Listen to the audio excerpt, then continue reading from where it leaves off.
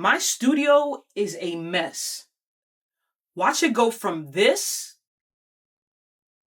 to this.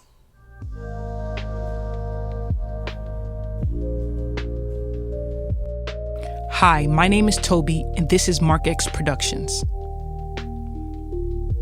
So today, I wanted to give you guys a little introduction to who I am. For those who have been following me for the last couple months, you're probably wondering, who is this girl and where did she come from? So I thought I might as well clean my studio because it's a mess and give you guys a small introduction to who I am. Again, my name is Toby, and that's Toby with an I. I am happily married to the most amazing man, and I'm the mother of 2 beautiful children. I have been sound engineering for over 15 years now.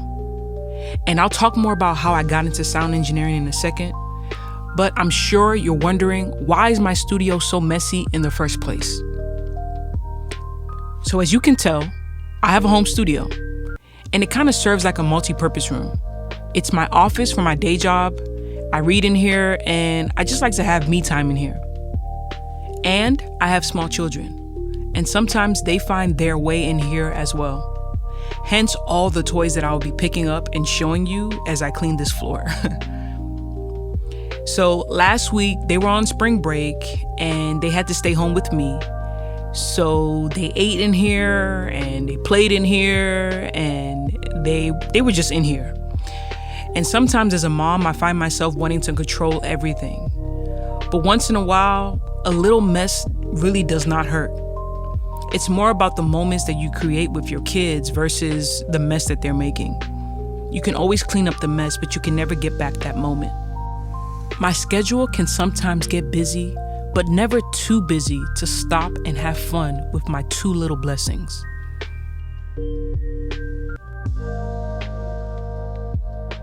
And let's be honest, playing The Floor is Lava out of your mom's studio speakers while pretending that her red carpet is lava is probably going to be a core memory that will always be cherished. And it was pretty fun even for a full-grown adult as myself. First, we're going to start by getting rid of all the trash that's in here.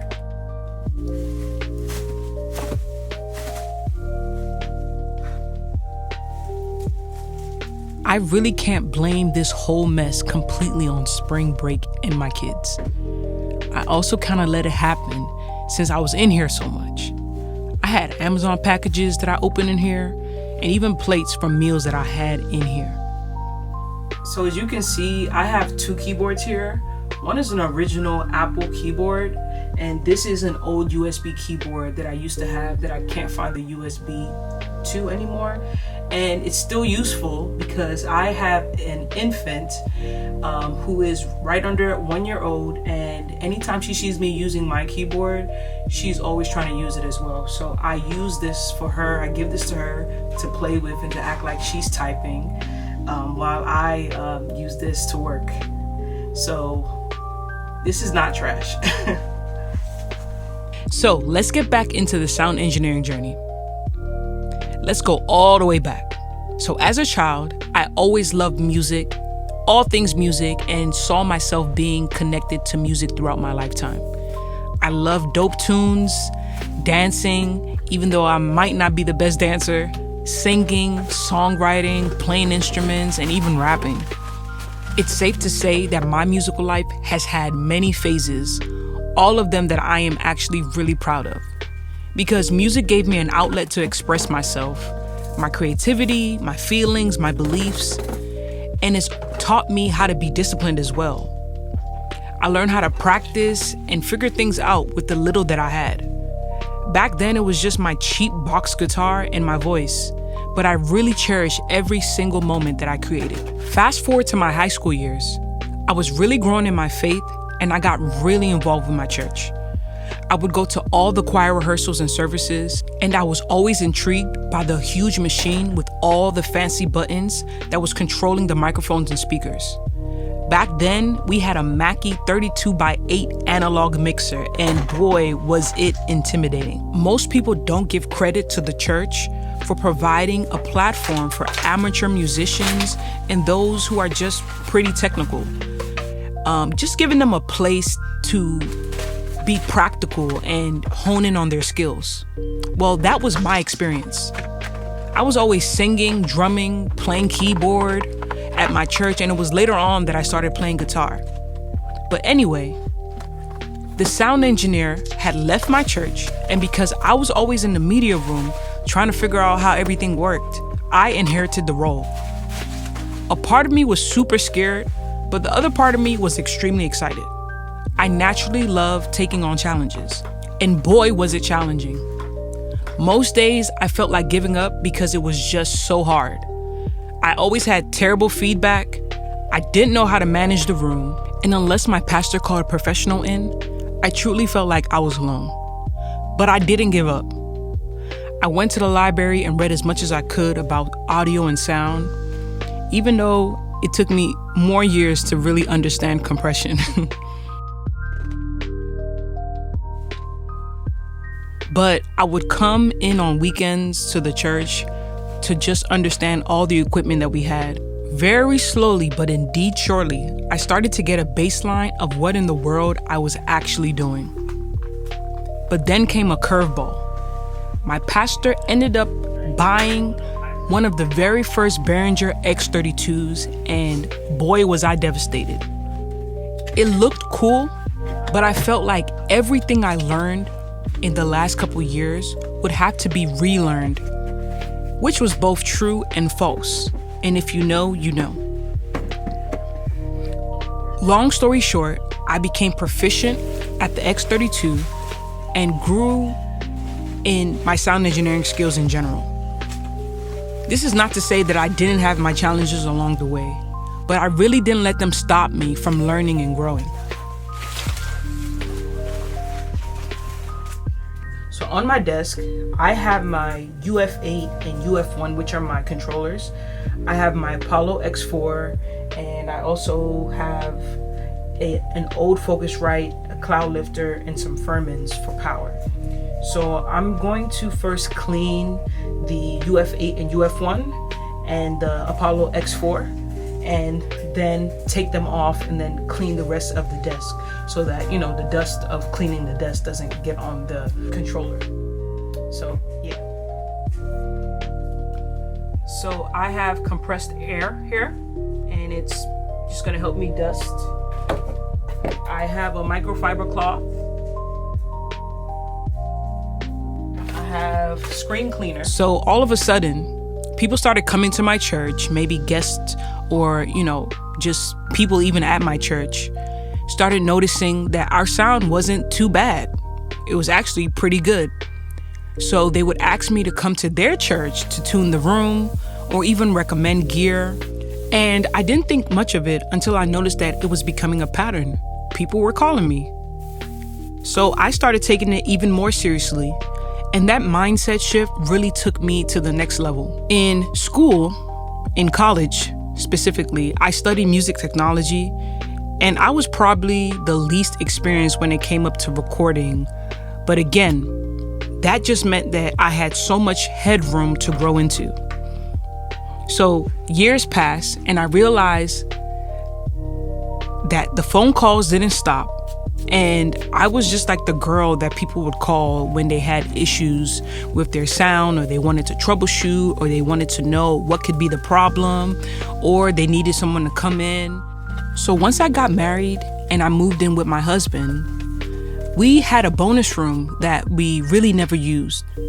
So I did something that I wanted to do for years. I built a home studio. And man, was that one of the best decisions that I've ever made.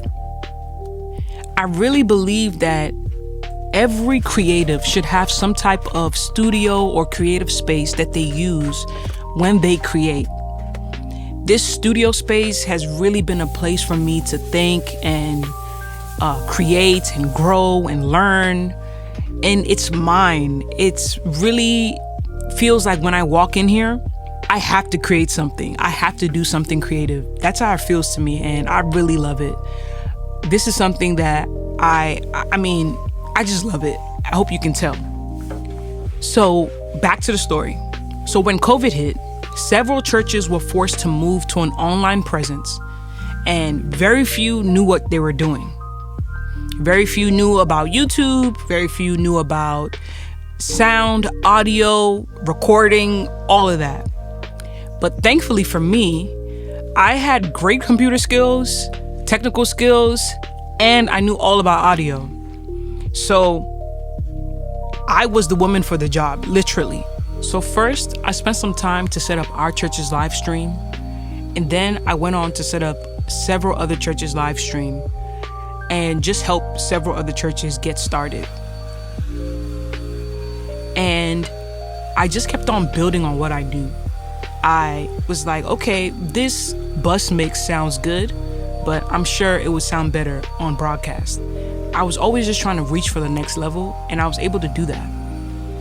So around that time is when I started MarkX Productions, and I really haven't looked back. I'm really happy with where I am right now, and I'm just hoping to continue to grow. Life definitely has been lifing, for lack of better terms. From getting married to having a full-time career outside of sound, and now being a mother of two, I definitely have a lot on my plate, but I continue to do sound because I truly love it. I created this YouTube page because I also love teaching people what I know. I really love the idea of mentorship and hope to be a virtual mentor of some sort to those who view this page. It gives me the joy to see that my journey can also help others, so I prioritize that. I'm definitely still getting the hang of being a quote-unquote YouTuber, but again, I love the challenge. So, what exactly can you benefit from watching my YouTube page? I really just want to make sure that I'm teaching the person who is just like me all things audio. So that includes just talking about what it means to be a sound engineer in general, and the character, the mindset, the attitude that you're supposed to have when you are a sound engineer, and also teaching you how to serve the people that you work with and work for. I'm also going to be teaching the fundamentals of sound in general. So that includes EQ, compression, reverb, and so on. The basic things that were a little hard for me to grasp when I first started, but now I feel really confident in what I know about them. I'm also going to be giving tutorials on gear and audio equipment. If you've watched my past videos, you know that I have a Behringer Wing Compact, and I thought that would be the perfect piece of gear to use to start off teaching my community. Reason being that I think it's going to replace the Behringer X32 in popularity, and that it is a great mixer for people who are starting their sound experience with now. And I personally just needed a personal digital mixer, and I got it. So I'll be showing you everything that I learned. I'm also going to be teaching from a studio perspective, reviewing gear that I think would be great for the upcoming or growing studio engineer, as well as just teaching what I know and how to maneuver in DAWs. I really believe that if you know audio in one aspect, you should be able to translate it in other ways, even if your specialty is in live sound or in a recording studio. If you're like me, you've been privileged to work in both spaces, and you see that some of the same principles and concepts overlap. So if anything that I said interests you, or you would just like to follow me on the journey of me becoming a quote-unquote YouTuber, please hit the subscribe button. The links to all the items I use to clean my studio, as well as all the gear that's in my studio, are in the description. I really appreciate your time. And by the way, doesn't my studio look so much better?